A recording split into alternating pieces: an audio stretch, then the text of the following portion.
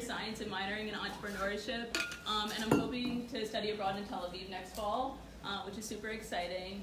And we're really excited to have Naftali and Aviad coming with us today to speak about Israel and the moral dilemmas faced in the Israeli Defense Force. Thanks. But this is actually a really exciting event, and a lot of people don't know that many things about Israel, or they hear a lot of negative connotations through media. And we're just super excited to hear from them today, the truth about Israel. So here you go. Hi everyone. Good evening. We're sorry we're running a little bit late. We got mixed up with something. And my name is Aviad. This is Naftali, and we're here on behalf of an organization called MyTruth. I'm going to tell you a few words about this organization. Then I'm going to tell you a little bit about my experiences as an IDF combat soldier in Gaza. Then Naftali will tell you a little bit about his experiences as a combat soldier in more focusing on the West Bank. And then we will take as many questions as Molly will tell us we have time for. So I'm just, MyTruth is an organization that was started by soldiers. And the point of it was, unlike other Hasbara or organizations that deal with telling the world about Israel, this was an organization that was more focusing on the personal experiences of soldiers in the IDF, mostly combat soldiers, to bring our perspective on what it is to be a soldier in these complicated situations and expressing the dilemmas that sometimes we face as soldiers in fighting a very difficult war against terrorism, in very densely populated civilian areas, and how we deal with these, how we're trained to deal with them, and how it looks like from our perspective. And I'm just going to tell you one short story about our work that we do in Israel. Sometimes we speak to diplomats and to different delegations that come to Israel, and there was a journalist who was writing up a report for Amnesty International. You all know what Amnesty International is? Okay, so they're a human rights group. They do wonderful work in different parts of the world. In the specific conflict in Israel between Israel and the Arabs, and then they're known to be, at least we perceive them as pretty one-sided. But we really wanted to speak to her. She was writing up a report about the recent, for the past year, what's going on in the Gaza border on the fence. I don't know if you heard about it. We could talk about it a little bit later. And we really wanted to meet with her, and three of us sat down with her, and she starts off by saying, I'm really happy to speak to you because I don't usually speak to organizations like yours of soldiers, and I think we come from different places, and we don't really share the same values, so it will be interesting.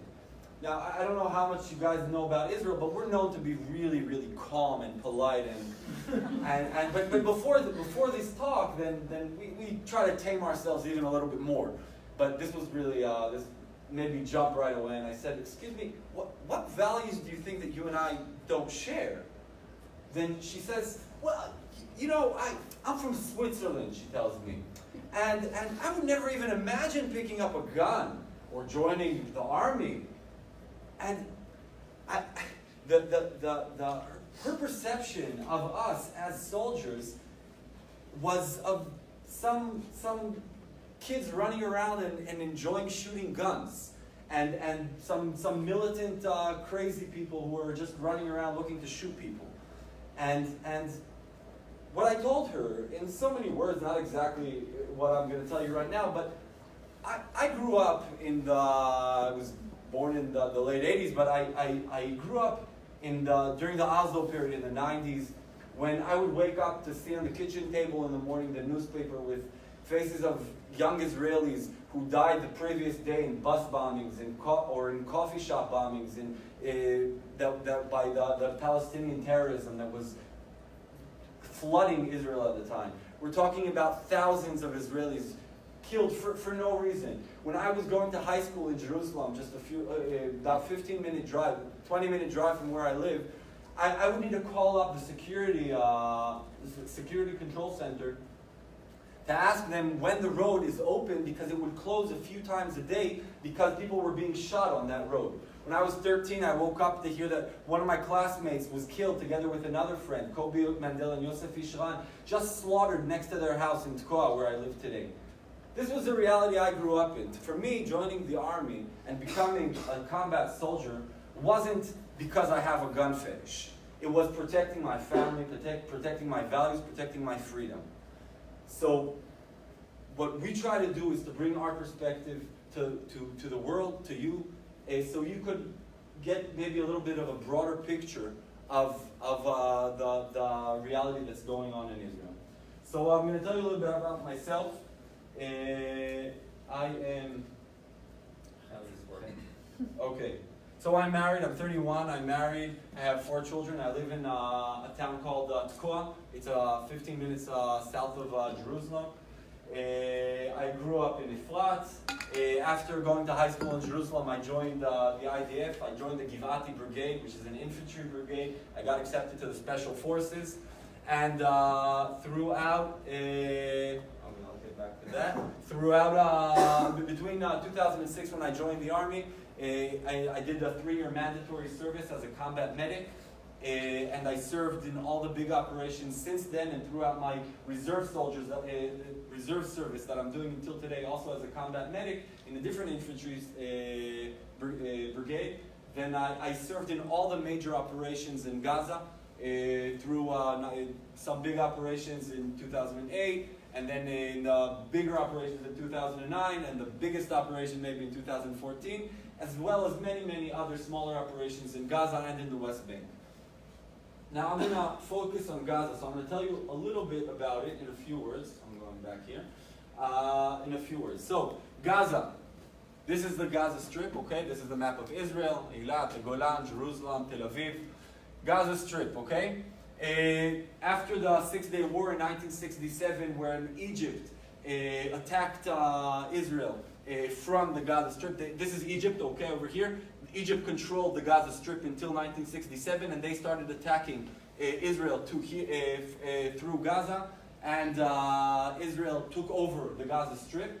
And a few years later, Jews started moving into there and starting, there's still obviously Arabs living there as well, and Jews started in places where Arabs weren't living, started building small towns, and starting a very prosperous agricultural industry over there, employing thousands of Palestinians as well. And the Jewish communities there grew and grew until 2005, when the Israeli government decided to unilaterally withdraw from all of the Gaza Strip, and all the 8,500 Jews living over here, as well as many, many army bases, protecting also the border between Egypt to prevent ammunition and weapons coming in from Egypt into the Gaza Strip that were attempting to attack us. So Israel pulls out of all of that, and a new border is set around the Gaza Strip.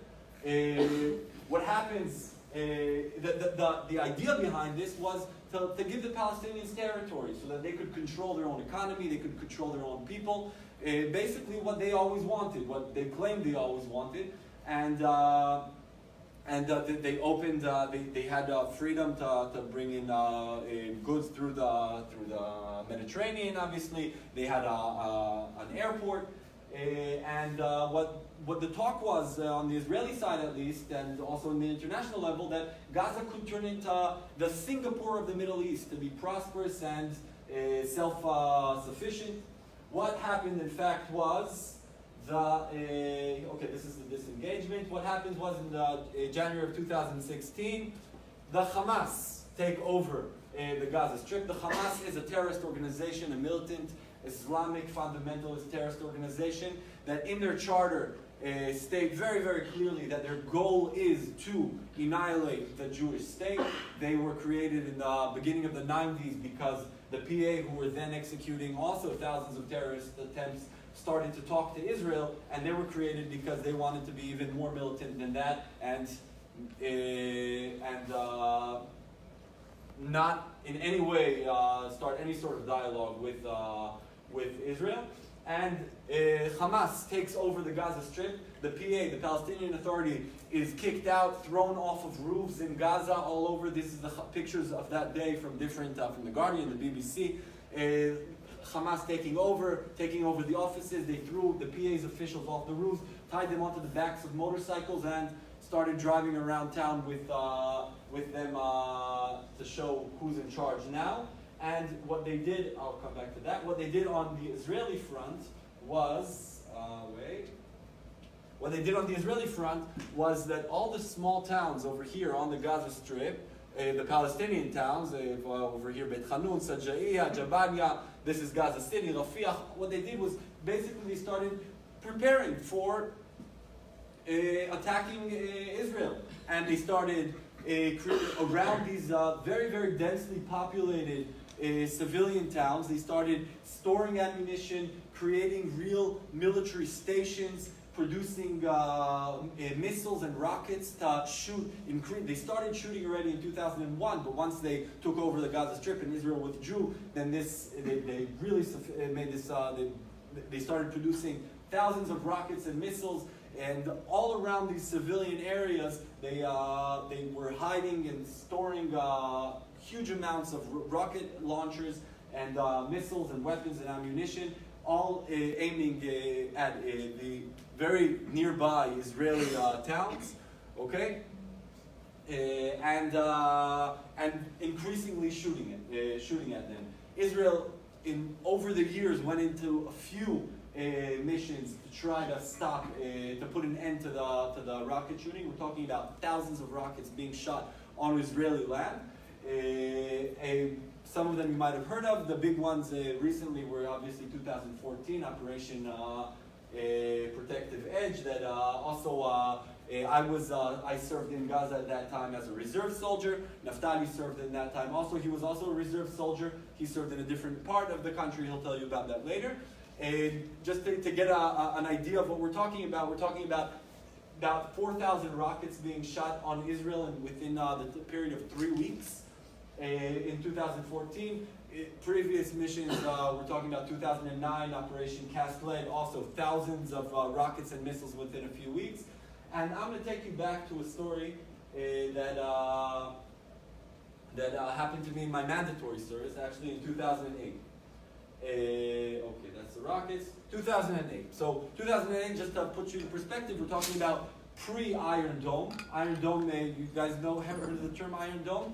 Iron Dome is a very sophisticated Israeli technology that was developed to fight these rockets. And it's able to stop the rockets, to hit the rockets being fired from Gaza and from other places in the air.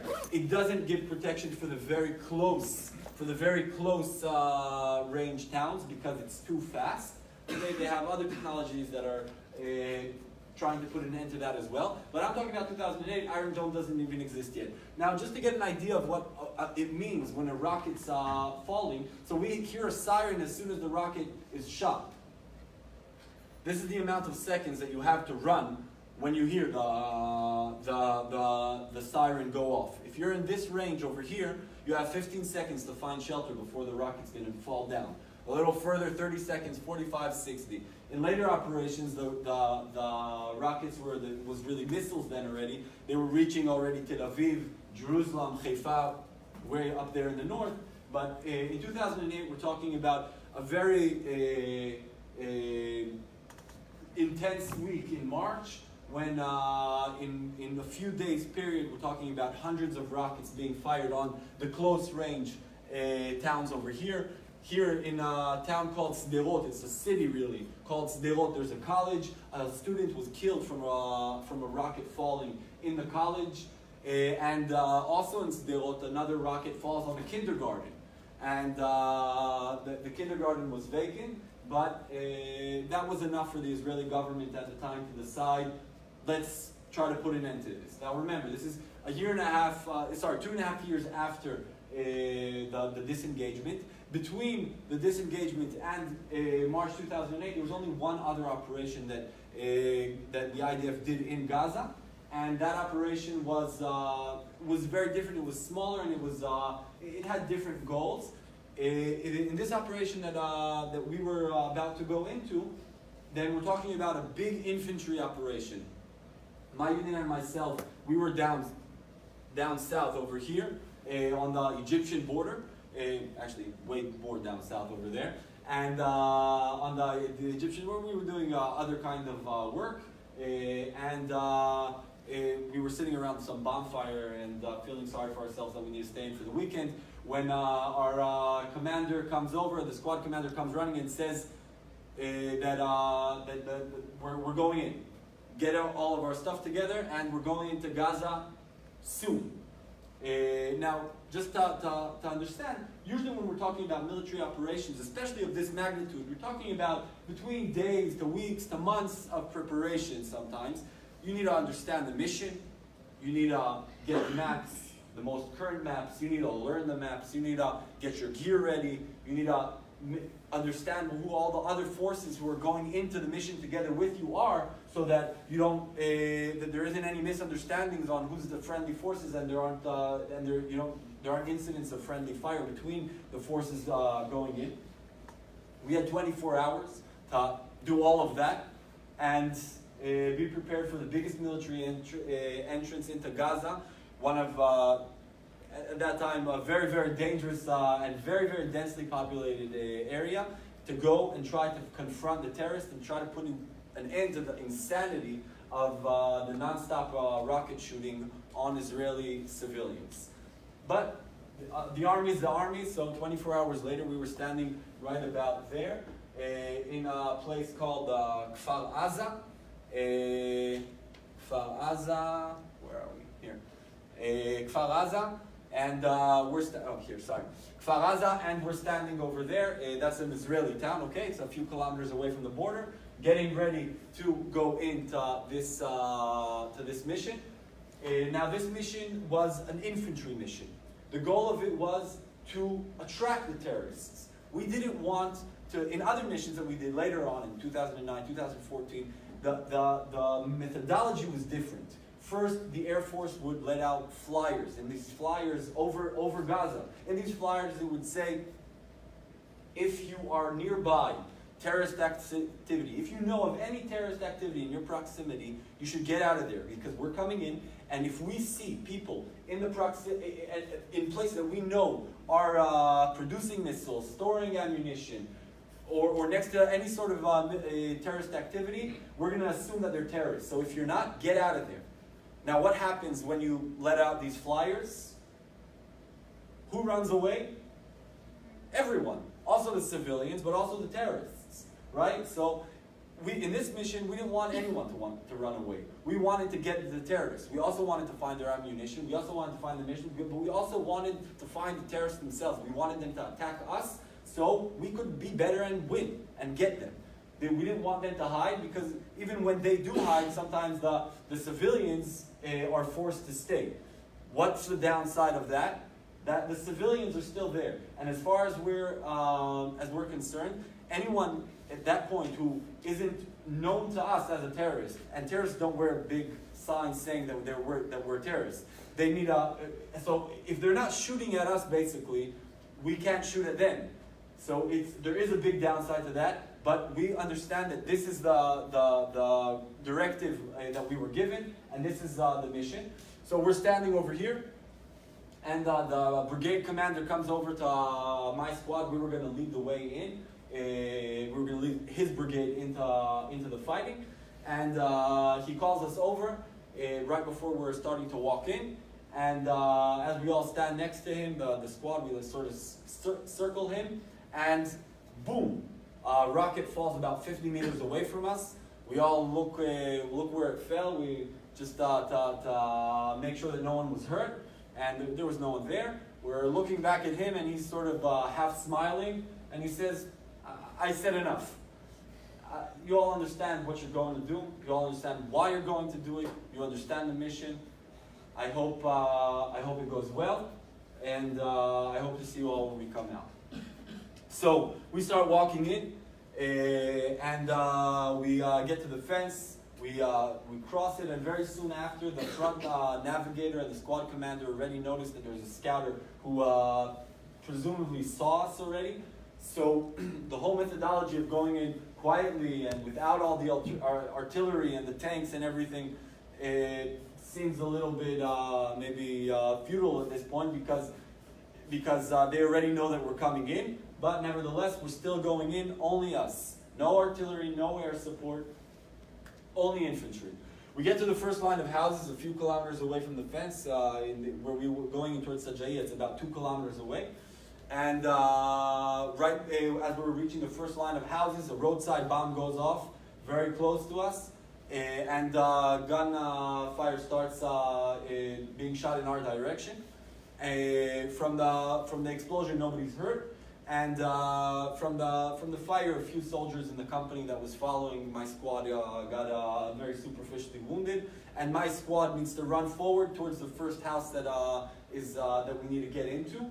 And now, already in the first contact that we have here, we're taking fire from one side, and we already know that we need the other medic and myself need to set up a place to take care of the wounded in this first house that we're going into.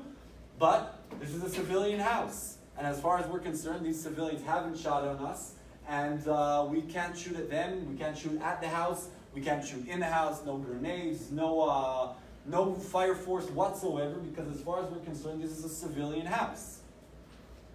So we very quickly go into the house, trying to protect ourselves the best we can, knowing also obviously that the Hamas, the terrorist organization controlling Gaza, knows that this is the first line of houses that we're going to meet and presumably go into, and we're expecting there to be some sort of resistance, either being booby-trapped or terrorists nearby the house or in the house. But like I said, as far as we're concerned, until we're not shot upon, we cannot shoot. We go in, there was a Palestinian family in the house. They were fine, no one shot at them, and they were taken care of very politely. And the other medic and myself set up one of the rooms to take care of the wounded. They're quickly brought in. They had superficial gunshot wounds in their legs, and they were all in good spirits, laughing and all. And the squad my squad gets ready to move to the next house that we needed to get to. And drink a little bit. We start going out to the field that's like in between these two houses. And we reach the end of the field. And the squad commander and the front navigator realized that it looked a little bit different than it did on the maps. There was a big land drop and a fence that we couldn't pass, even though we thought when we were learning the maps that we could cross it. So he kneels, and we all kneel after him. And he starts saying if you could move the fence, cut the fence, whatever. And as he's kneeling over there, a blast of fire is shot in his direction. Because of the angle it was shot in, it hits a big boulder that was right in front of him, and he falls back from the impact, but he's not hurt. The front navigator, Doana Suring, is kneeling right next to him. He sees the source of the fire. He's very cautious because he's not sure if, like I said, we were all very careful because we weren't sure where all the forces were. We weren't 100% sure that we understand where all the forces, or that they do, so that we don't want to shoot at people who maybe got mixed up. He asks in Hebrew very quickly, "Who is it?" He's not answered. He fires 2 rounds in the direction of where he recognizes the source of the fire, and is answered with another blast of fire in his direction. He falls back. I'm kneeling a few meters behind him. I run forward, and as soon as I get to him, a few seconds after he falls down, I see a gunshot wound in his neck. I put my hand on his artery, in his carotid artery, and jugular artery, sorry, and he has no pulse. He's not breathing. I try to give him respiratory assistance, and as I start to, I realize that the air is just exiting from a gunshot wound that he had that went in right over his ceramic vest, and my respiratory assistance was basically futile at that point. Now, the situation is that we're taking fire from one place. We can't really get past the fence. The rest of the squad is sort of covering me and the wounded so that I could try to treat. And the squad commander decides that that we won't be able to cross in that point the fence, and that we need to try to get to the house in a different way. And he decides to go into a different house first to try to figure out how we're going to get to the house that we needed to get to.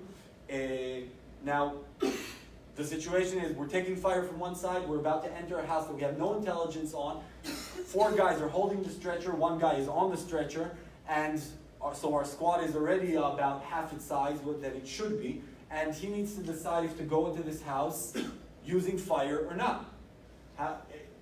Now, you could imagine also his mindset. This is a soldier of his who he's been his commander for about, at that point it was about a year and a few months. Someone who he cares about, and he already knows, talking to me, that I have really nothing to do at that point. And he needs to decide, how am I going into this house? Am I risking opening up another front of fire over here? And maybe anyone who's been in the military for more than 5 minutes knows that opening up that splitting your forces and having two fronts of managing a battle is the last thing you want. On the other hand, he also understands that this house is, as far as we're all concerned, a civilian house. We haven't been shot at from this house. We have no intelligence about this house telling us that there's any terrorist activity in the house. So we need to decide, are we risking opening up another front while half the force is dealing with another fire front already? Or are we risking our own lives, the civilian lives in this house who, as far as we're concerned, we're told to leave and are civilians and have nothing to do with this? The decision he made was to go in with no fire. We entered the house very quickly. We protected ourselves the best we could. And we were lucky enough that that house was very quiet. There was no one in the house. And there I did what I could, which was really not much. And we evacuated Doron to the fence. We would learn later that he died from a ruptured aorta.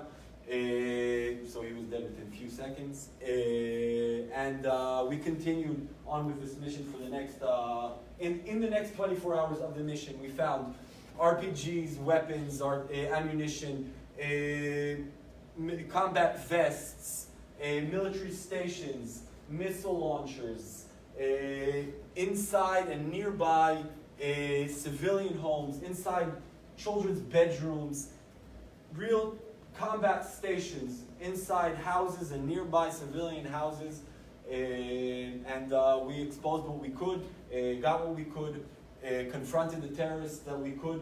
We did pretty well, but it was obviously there was a price on our side. 2 soldiers died that night. Doron and Iran Dangu, another soldier who died in our brigade. The mission went on for 24 hours after the first 24 hours, but then the terrorists pretty much, we realized that they all fled, and there was nothing more to achieve in that mission, and we left. And my squad and myself went back into Gaza already later that week. Now, this is really one of many, many stories that I could tell you about my service in Gaza, but because the reason I tell this story is because it's not a black and white story. And the decision to go into to these houses aren't directed from politicians, and they're not directed by generals. It was a decision of an officer, a 23-year-old at the time, who decided that he's willing to take the risk, to risk his own soldiers' lives, to go into this house because he wasn't really willing to, for no reason, throw in grenades to a civilian house, even on the cost of maybe opening up another front and more of his soldiers getting hurt or killed that night. Because he understood that the civilians who may be in this house have nothing to do with this, with the terrorism, and that he has no right to get them involved until they don't, if they haven't shot on us first. And these decisions are made, in these operations, they're made on every minute, and in the IDF they're made every day, and they're made by young people like you and me. And the decisions are not black and white. And you know what? I could tell you that maybe in the first house it was a little bit easier to decide to go in with no fire force. But in the second one, I think that it would be very legitimate even if you would have decided to go in with fire force, because the risk was maybe a little bit too big. I'm not saying that he made the wrong one, but I'm saying that sometimes these ethical questions are very complex. They don't have a right or wrong answer. And what you should know is that our first objective as IDF soldiers is to win and to get the job done, to get the mission done, because we need to first of all protect the Jewish country, we need to protect Israeli civilians. That's what we need to do, and that's our job. And if we don't do that, then we're not being okay. We're being immoral to ourselves, to our country, to our mission. But while we're doing so, we will always take into account, and I'm talking about from every level, not only because we care about what it says on CNN or UN, we don't have any expectations from them, but because that we know that we need to uphold the highest moral standard and the ethical values that we were raised in from when we were children and while we were training in the army and every step of the way while we're in battle, because that's who we are. Because while we need to win, we also need to remain human and do the right thing. And we will.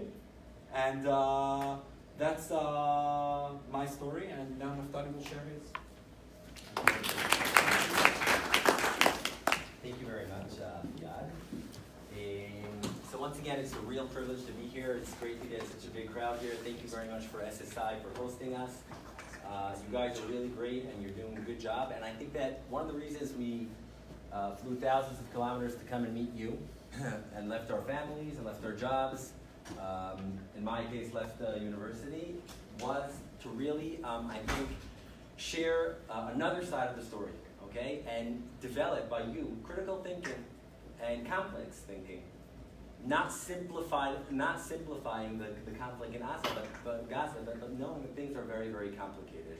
And I think that when we start thinking complex, and when we start being critical of the information we're getting, whether it's from the media, whether it's from the social media, and we hear stories from soldiers with boots on the ground, okay? We're not telling the stories that were told to us. We're going to share stories that we've experienced directly. Once you get that, I think that people will have a much better understanding of what's happening in the Middle East and what's happening in Israel. So I really encourage you to ask us questions, to challenge us. We're going to leave a significant amount of time to get questions from you. And we'll really be happy to hear anything you have on your mind. So my name is Naftali Gross. I'm 29 years old. I'm married. I have a baby daughter. We live in Jerusalem. Originally, I'm from New York, but when I was 6 months old, my family decided we're moving to the Jewish country. We're moving back to Israel. And it was just a great privilege to be growing up in the city of Jerusalem. You know, Jerusalem is a very, very complex city. We have East Jerusalem, which is mainly Muslim communities, sometimes Palestinian small towns who are living in East Jerusalem, and West Jerusalem is mainly Jewish. And when I was 15 years old, I started volunteering in an organization called Magen David Adom, MDA, which is actually just like the American Red Cross, okay? We're the major ambulance service in Israel. We, in my case, today I'm a volunteer ambulance driver, but when I was 15 years old, I was an EMT, and you join the ambulance team, and you go out, you do CPR to treat people with heart attacks, treat car accidents, treat trauma patients, and also deliver babies sometimes. And unfortunately in Mada, in Magen David Adom, it's not always happy scenes, and some of these scenes are also terrorist scenes happening in the streets, happening with citizens in Israel. The front line is not always the Gaza border, and it's not the West Bank, and it's not the Lebanese border.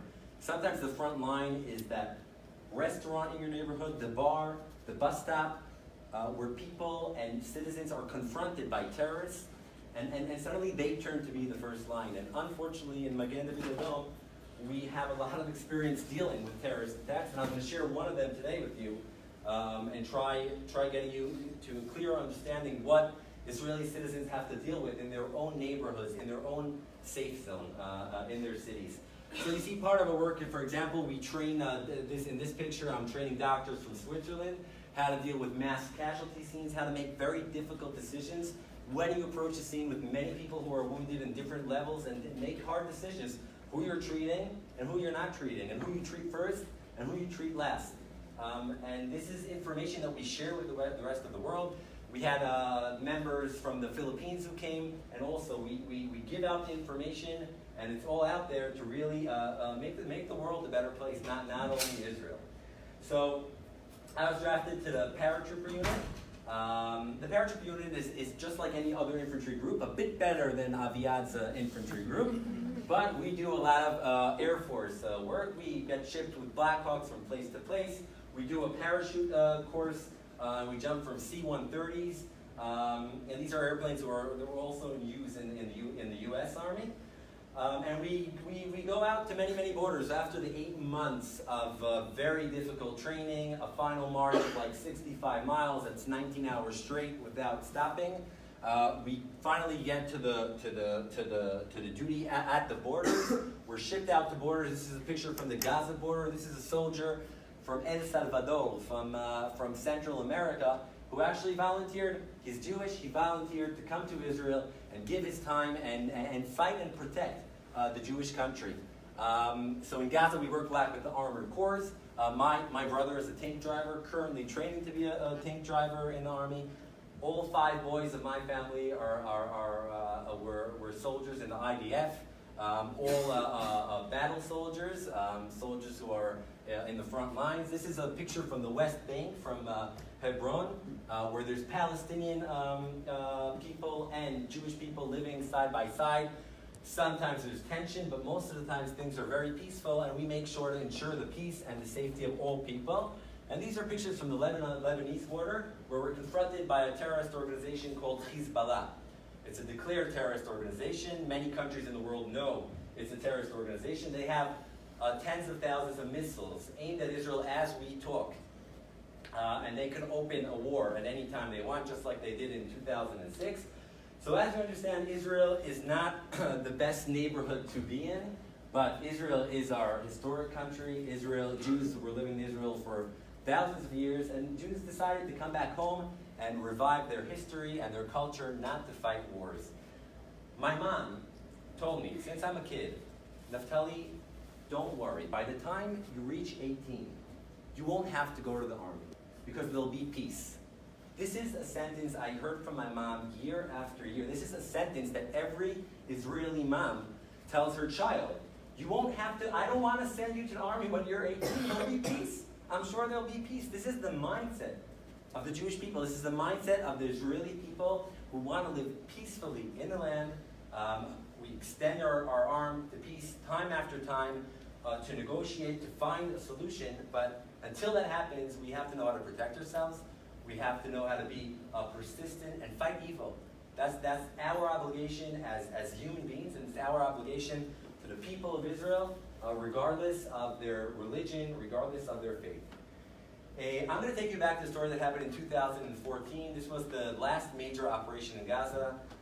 It was called Operation Protective Edge. But before we get to there, Operation Protective Edge started after 3 teens were hitching from high school back home for Sabbath, right next to where Aviad lives in Gush Etzion. These 3 teens got on a vehicle and disappeared.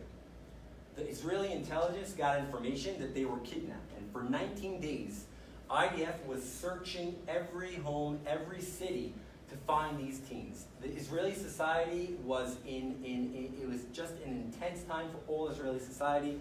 Left-wing, right-wing, Arabs and Jews, everyone knew these teens have to get home safely. We have to find these teens and bring them back home. During that time, they were arresting terrorist members and trying to get information from them where these teens are. And after 19 days, they found 3 bodies in an open field in Gush Etzion, and these were actually the 3 teens that never got home. While this was happening, down south, Hamas started firing thousands of missiles onto Gaza.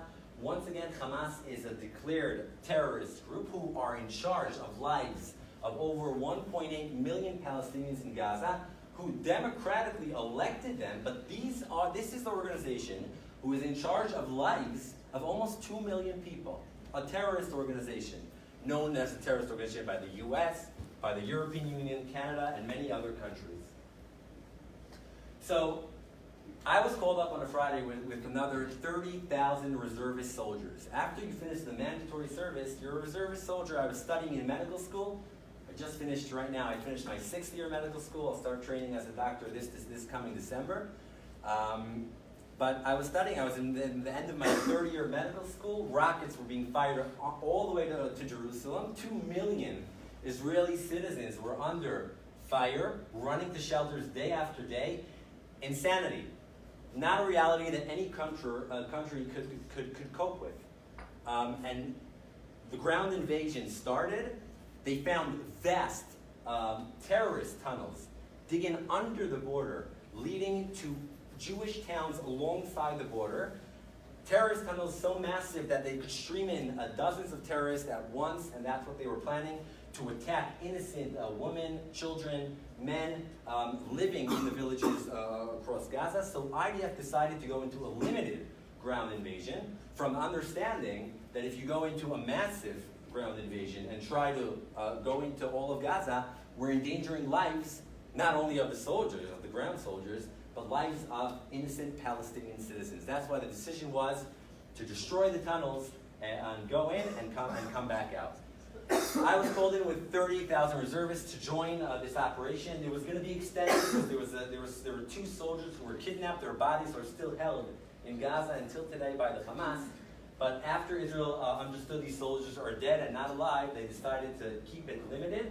And we were shipped off after training, after meeting my friends from high school, leaving our families, leaving our jobs, leaving everything behind, and knowing that we have to protect our citizens. I was shipped off to the West Bank, south of Jerusalem, a place where we had to ensure the safety of the Jewish and Palestinian towns living side by side, protecting the fence too. And one night we get information that there are 2 terrorists planning an attack. This is the Israeli FBI. It's called the Shabak. They gave us the pictures, the information, the exact locations where these terrorists live, and we go in at 2 a.m. very, very low-key. No vehicles. Walking in, walking out, taking these terrorists, arresting them, and bringing them into interrogation. Why do you walk in at 2 a.m.? Why not 2 p.m.? What is the reason for that? Because we don't want to be discovered, right? If the town is awake and they see soldiers coming in to arrest terrorist members, so the next thing will be what? We would be attacked by what? Molotov cocktails, knife attacks, side bombs, anything they have, blacks. And who is attacking us? Teenagers, right? Some terrorist members, maybe, but most of them are probably 15, 16, 17-year-old who heard this and this amount of hate talk and hate speech against Israel, against the Jewish country, and they'll come out to the soldiers to attack them. Now, could we protect ourselves? Could we defend ourselves? Yes, we could. Do we want to use ammunition or any kind of any means that we have to defend us? Do we want to use this against teenagers? No, we don't want to use this against teenagers. That's why IDF goes in the middle of the night, low-key, no vehicles, very quietly, grab them, and come back outside. So we walk in, it's a 3-mile walk. We identify the first terrorist house, and we're ready to enter. And once again, it's a difficult, humane situation to be in, because there may be a terrorist there planning an attack, but he has a family, he has children, he has probably some wives, maybe his parents are there, and you have to understand that it's a humanitarian issue too. And though you have to be focused, you have to be sharp, you have to be very alert on your mission, because anyone could be jumping out of behind that wall, under the staircase. Anyone could be jumping out at you and attacking you. You know that when you walk in, there are people who are not involved, and your thinking is to use moral and ethics even when executing a mission such as arresting terrorists. This is why soldiers at the age of 18, when they're enlisted to the army, and this is your age, right? 18, 19, the soldiers are educated according to the spirit of the IDF. The soldiers are educated how to maintain purity of arms, how to maintain moral and ethical values when executing missions, even when fighting terrorists, as Aviata shared before. So we walk into the first terrorist house, and I see, we identify the terrorist, we handcuff him, we tie up his eyes, and we take him out to the second terrorist house. Once again, we're walking, we're a small platoon. People are covering all alleyways, rooftops, and we get to the second terrorist house, identify him, and the first thing I see when I see him is that he is not in a healthy state. This is a terrorist, yes. He's planning an attack. Maybe not an imminent, immediate threat to me, but he's probably in his 50s, obese. He's suffering from edema, swollen arms and legs, probably has kidney failure or heart failure, and the only thing I'm thinking at that moment is how do we get him out to interrogation without harming him, without putting his own life in danger? And that's what I'm thinking as the medic of the group, as a soldier on the team.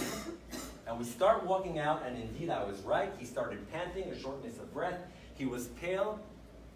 And I come up to my platoon commander and I say, listen, we have a problem. I don't have the equipment to treat him here. If he goes into heart failure, if something happens to him, I can't treat him in field. So here am I, arresting a terrorist who cannot care less for my own family, probably planning attacks against my family. Maybe he doesn't even care about his own life, but all I'm thinking of is how I could protect him, how I could ensure the safety of someone who's trying to harm me. That is the thinking process. That's the ideas and the thinking process that soldiers go through in the IDF, in the Army. And what would you do in such a situation? What do you do? So you have a terrorist, you have a small platoon, you can't carry him out, he's very obese. What do you do in such a situation? What would you do? Any ideas? What would be your decision? Do we carry him out? Take him back home? I mean, you could shoot him. Shoot him? Could, yes. Okay. What's the thinking process? He could harm you in the future, so it's beneficial, possibly. Okay, so that's a possibility, but I think it's a possibility only if it's an immediate threat to you. If it's an imminent threat, you know that if you don't shoot him down, he's going to go stab, he's going to go kill someone immediately, then I would consider that. But no, that's not a consideration with the terrorist you're just taking into interrogation. To shoot him there, it's once again, You're saying it's possible. once again, it's a possibility. But once again, if the thinking process, okay, you're going through the thinking process, you think what kind of threat the terrorist is right now. So that was a decision we couldn't make at the time, but 100%, if he's an immediate threat, if you see a terrorist running after a citizen trying to stab him, you shoot him, no question, no matter who he is and what his health situation is. Any other ideas? Get a vehicle. Huh? Vehicle. What was it again? Like a car. A car. Okay, so once we bring in a car, the village is going to be awake, and everyone's going to be out at us, okay? So these are dilemmas that soldiers as young as 18 have to deal with day after day, time after time. Yeah? You drug him. You drug him. Okay, and who carries him? You're a small platoon. You have to cover alleyways and rooftops on the way out, right? Ensure the safety of the platoon. We call up the command and control center, and they say, take him back home, ensure his safety, and threaten him. We know where you live, we know where you sleep, and if you continue these attacks, we know what you're planning, we're going to come and get you any other time. And that's what we did. We let him go. Now, was that a right decision to make that night? I don't know until today if it was the right decision.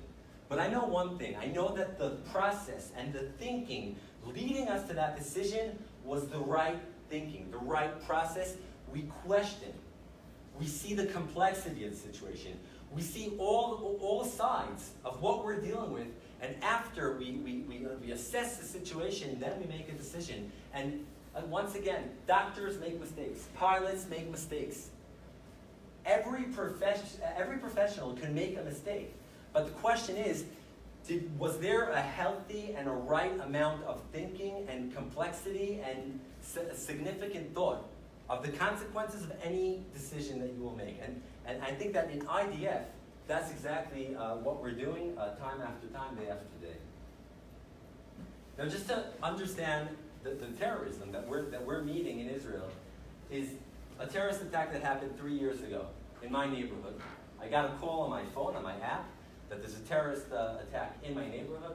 I approached the road, chaos, people with terrible slashing wounds, bullet hole wounds, all happening in a synagogue. These are real pictures, taking minute after minute by a guy who's in the building across the synagogue.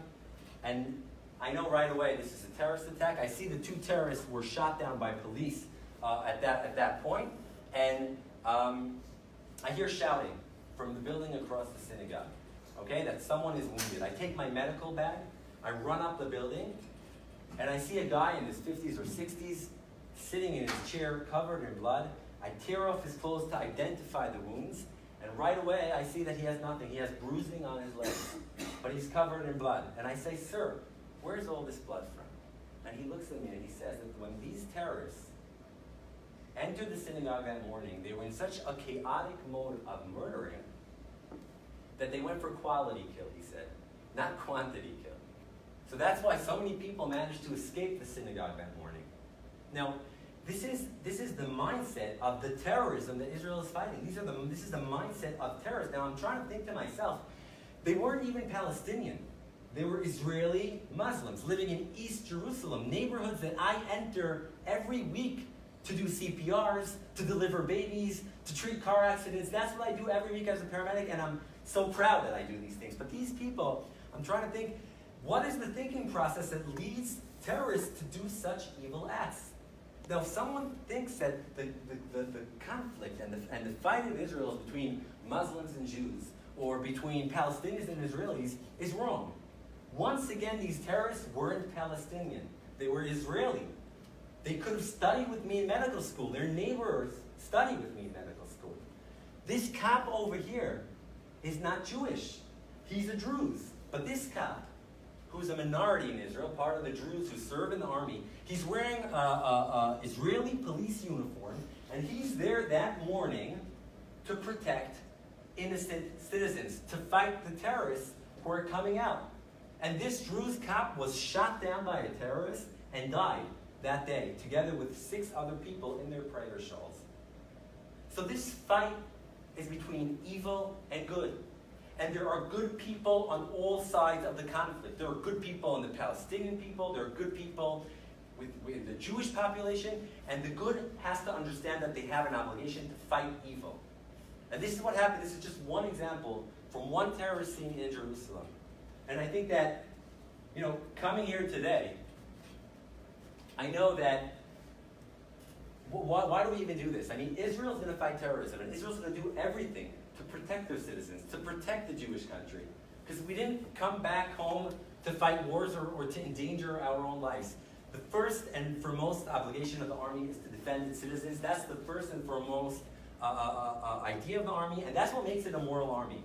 And after that has happened, so you could say, an army has to use purity of arms. The army has to prevent innocent life loss. The army has to aid earthquakes and tsunamis throughout the world. That's what we believe in. But the reason I'm here today is because that I know how important it is to educate, to share the stories from Israel, to show the complexity of the situation.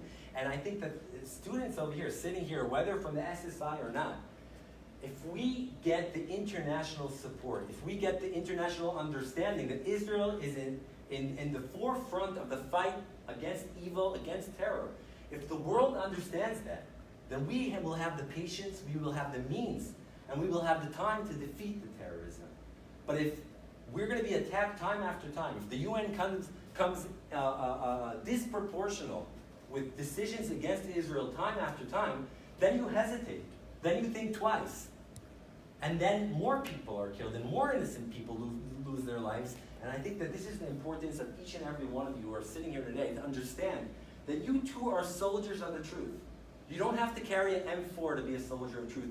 You have to have a mouse and click social media, share your ideas, share the information, develop a critical thinking mind to really understand the true situation in Israel. And I think that by that, we will get closer and closer to peace. Thank you very much, and we'll love to take your questions.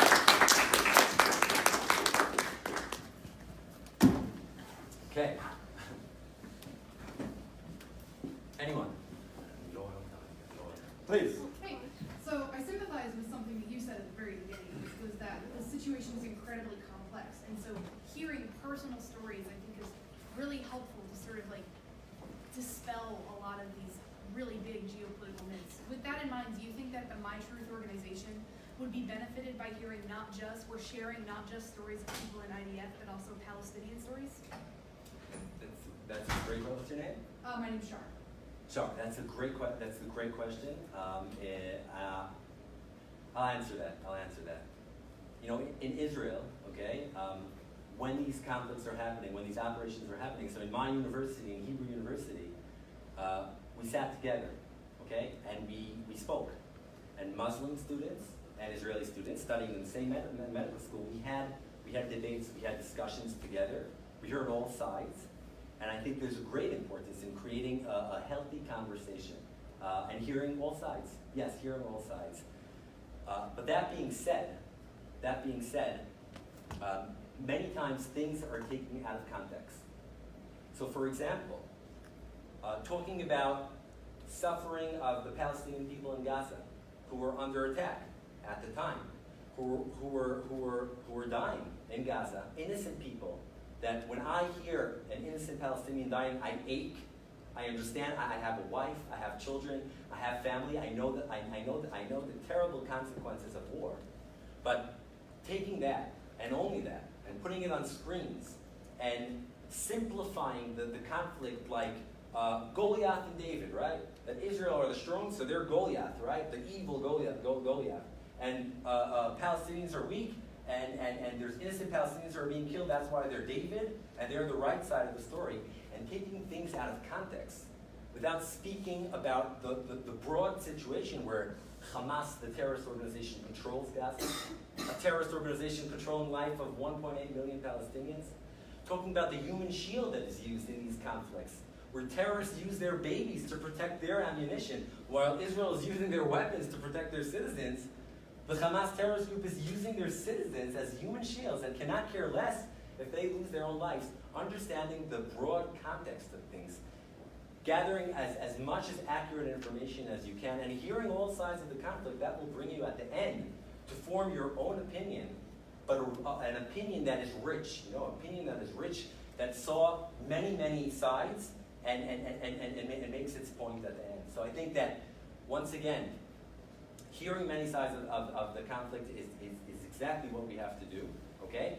But really try looking at it in a broad spectrum, looking at it as a complex situation, and understanding the context of things, okay? Not just showing a picture of a dead baby, but thinking what led to that, and who's responsible for that, okay? And understanding the way Palestinians act at war, or terrorist organizations act at war, and hearing stories from soldiers. What are the morality and ethics of soldiers in the IDF serving in ground forces? Thank you for the question. Yeah. So, obviously in America, we're hearing this debate kind of from a third-party standpoint. We see Israel as one side and Palestine as the other side, to an extent in Gaza. How is the issue talked about in Israel? Is everybody for a lot of these military operations, or is there, inside Israel, is there a debate also, kind of the same way there is in America about this? Nobody likes military operations, especially not the people who actually need to fight them. But military operations are a necessity if we get there. Israel is very polarized, like most places in the world. Right, left, different approaches to the conflict. I think that in operations that we were talking about specifically, they reached a certain level of a peak that the operations at the time were pretty consensual. They were in the mainstream consensus. People understood that they needed to be done. But how to solve the situation in a strategic level, I mean, at the end of the day, these missions are tactical. They go in to solve a very specific problem. If it's the tunnels, if it's the missiles. On a strategic level, there's a big conflict in Israel about how to solve it. It's definitely not, and look, we weren't here to talk about how to solve it. What we were talking about was not even tactics, it was micro-tactics. It's how we handle ourselves while we're in battle. It's not even about what the specific battles should be. And absolutely, these things aren't, I don't know if Naftali and I agree on a lot of the strategy or the tactics either. But what we're really here to convey is that the IDF will do what the directive of the government is, and the government changes, and whatever the directives change. But while we're doing so, we're going to maintain the values that we brought up. Any other questions? Anything? Awesome. Well, thank you everyone for coming. I know. Oh, we got one more question. Why do you think the UN is so against what you do in Israel? So, looking at 2016 and knowing that out of all of the horrible things that were happening in the world in 2016, and the UN decided to form 20 decisions against Israel, vs. 5 decisions against other countries in the world, such as Venezuela, Iran, Syria, where there's a terrible civil war that's happening, and another two countries I forgot what their names, but knowing that the UN unproportionately attacks Israel, okay? That's 20 decisions against Israel, and how many genocides and how much evil is there across the world, right? If the objective of the UN is to ensure world peace, right? So there are priorities, and you have to look at things, you know, in the macro, right? You have to see that, I mean, in Africa, right? Communities are going through genocide. Syria, terrible civil war with tens of thousands of citizens who are losing their lives, right? Iran, okay, a regime that's trying to nuclearize itself and attempts to attack Israel and annihilate Israel, and they say it out loudly. And 20 decisions against Israel vs. 5 against the rest of Israel. So what is happening here? Okay, so we in Israel, we feel that there's a lot of politics and untruthful politics happening in the UN, forming these decisions against Israel time after time. This is, for example, why the U.S. ambassador just left the UN Human Rights Council. Okay, Haley, who's leaving office soon, she left because she said this is disproportionate. This has turned into a political organization that are making their decisions and are being forced to do so from countries that are hostile to Israel. And they're forming these decisions, and they're pushing these decisions forward. That's why the USA left the Human Rights Council. So I think I'll just help them out for 1 second. I just saved this report from a few weeks ago. Between the years 2006 and 2016, the UN Human Rights Council had 68 condemnations on Israel. 68 in 10 years. Okay. Now, against Algeria, China, Iraq, Pakistan, Qatar, Russia, Somalia, Turkey, Venezuela, and Zimbabwe. You want to guess how many, all of them collectively, how many condemnations they got? Throw a number. I'm just gonna say less. 0. All of them together. And 68 against Israel. Now, your question was why? Yeah, why? I don't know. Look, half these countries, by the way, that I just read out, are sitting on the council. And we know the level of the human rights that they have in their country. You need to ask yourself how serious it is as an organization who have those countries who, in some of them, women aren't allowed to drive, and in some of them, women who get raped are forced to marry the people who rape them. So we need to ask how serious it is as an organization. I'm not saying... The foundations of the UN are very, very important. It was achieved to prevent more world wars. Maybe it's doing a good job at that, but if you look at their relationship towards Israel, you need to ask yourself if there's anything real behind the way we're treated. once again, it's critical thinking, right? So you hear something in media, or even when you hear the UN coming out with a declaration, once again, be critical. Be critical, learn the information, understand what is happening, and decide and form an opinion. Okay, and everyone should form an opinion and have an opinion. We're not saying you shouldn't have an opinion, but it's after really thinking. Okay, thinking it out, especially when we're talking about the disproportionate answers and resolutions in the UN against Israel, when thousands and thousands of people are losing their lives around the world, and everything's pointed at Israel. It's a question. Well, when you hear a condemnation against Israel, do you not question what human rights are not being treated as you should? What has led to that disproportion? Look, I read the reports after 2009. I fought in Gaza in 2009. Obviously, I didn't fight everywhere. I was in one specific place at every given moment. But the report obviously is much larger. And I'm not even gonna dispute the fact that there probably were specific incidents that there was misconduct. There's no question about that. But when you start, the report about the 2009 confrontation in Gaza started the day that Israel started attacking in Gaza, and totally disregarded the fact that in the 3 weeks before that, there were 3,000 missiles shot on Israel. Okay? Now, I'm not even saying, you could look into the report. There were many things there that were totally just lies, okay? And the person who wrote the report, Goldstone, retracted the report afterwards. You could look what I'm saying up. I'm not making any of this up. He retracted it and said that he didn't have all the information when he wrote the report. When he put it out, there was a huge press conference and everybody was talking about it for a few weeks.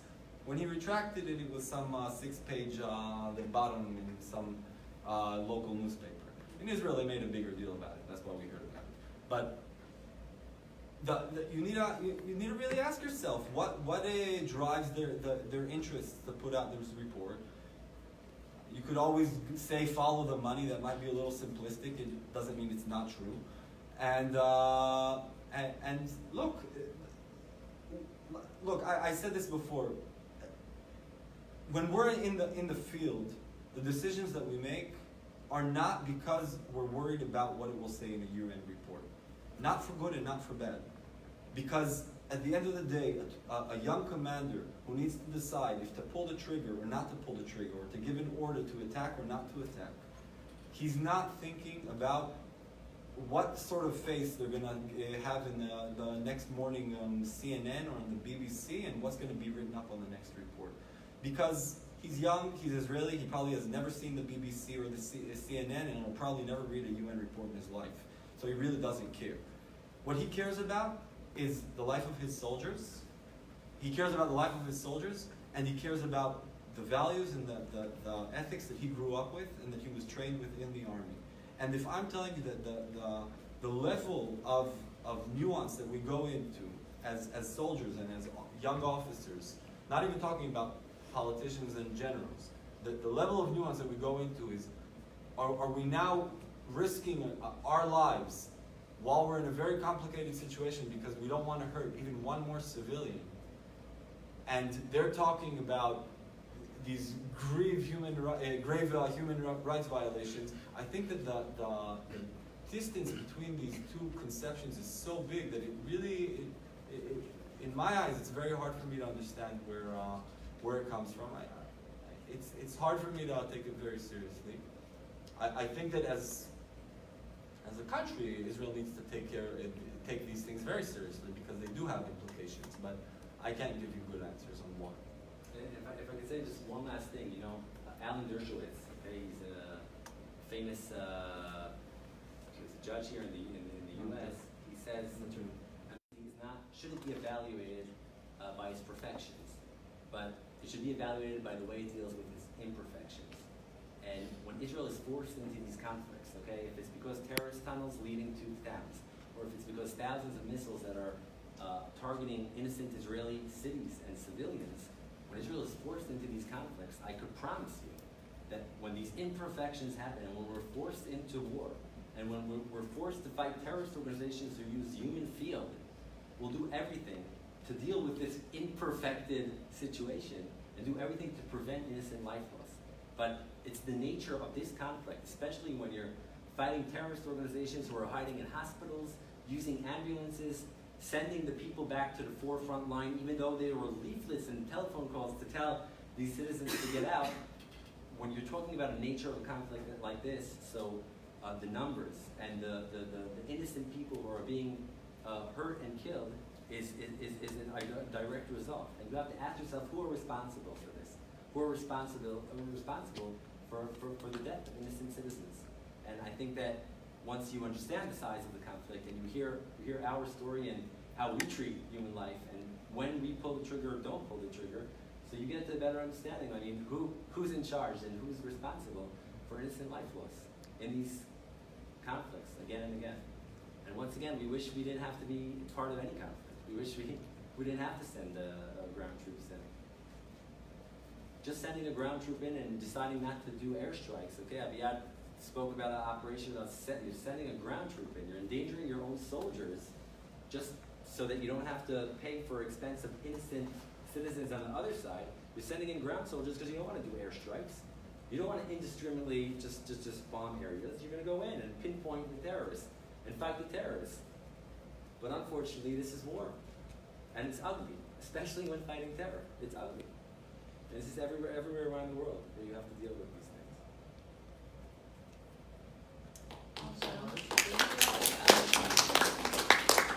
Thank you all for coming. I know that I learned a lot from this event, and I think it was really special to have you guys here with us today. So they're going to be able to stay after if you guys have any other questions. Thank you all for coming. Thank you very much.